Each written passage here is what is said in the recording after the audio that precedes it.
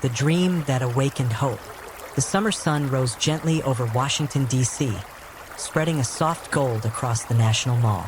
The morning air was thick with expectation. People poured in from every corner of America. Farmers, students, preachers, laborers, mothers carrying their children. Some came by bus, others walked for miles. They came not just to witness history, but to be part of it. Among them was a young man named Samuel Johnson, a 20-year-old from Birmingham, Alabama. His hands still bore the scars of factory work, and his heart carried the weight of discrimination. He had seen his father beaten for trying to vote, and his sister humiliated because of the color of her skin. When he heard that a great march for freedom was happening in Washington, he borrowed a few dollars, packed a small bag, and said to himself, "I must go. I must see what hope looks like." The crowd swelled to hundreds of thousands by midday. People sang hymns, waved placards, and held hands. Yet beneath the songs there was pain, deep collective pain, the kind that only faith could carry. Then a voice rose above the murmur. It was calm, deep, and commanding. Dr. Martin Luther King Jr. stepped up to the podium, his eyes scanning the sea of faces. He began to speak, not just to those gathered, but to the very soul of a nation. "I am happy to join with you today in what will go down in history as the greatest demonstration for freedom in the history of our nation."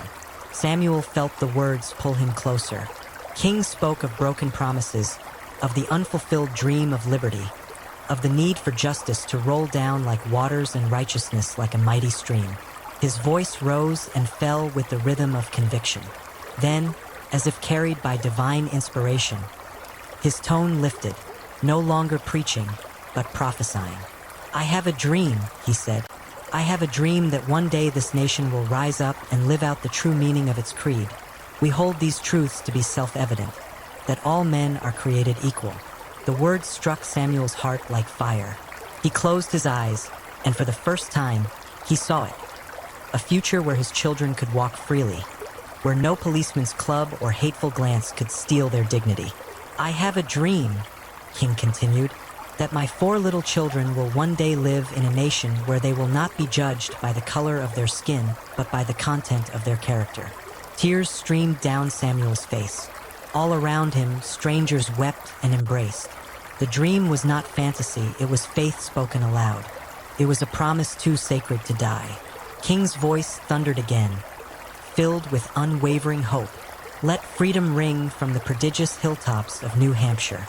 Let freedom ring from the mighty mountains of New York. From every mountainside, let freedom ring." As the final words echoed, "Free at last! Free at last! Thank God Almighty! We are free at last!" Samuel fell to his knees.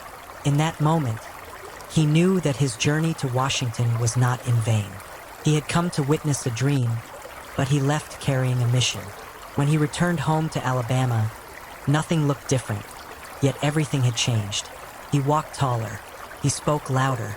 He joined peaceful marches and helped register voters. He told his friends, "The dream lives in us now. We must keep it alive."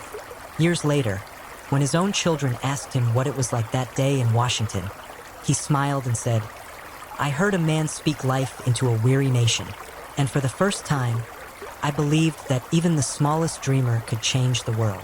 The dream did not die that day. It took root in Samuel, in millions of hearts, and in the generations that followed. And still it whispers, as clear as ever, "Let freedom ring."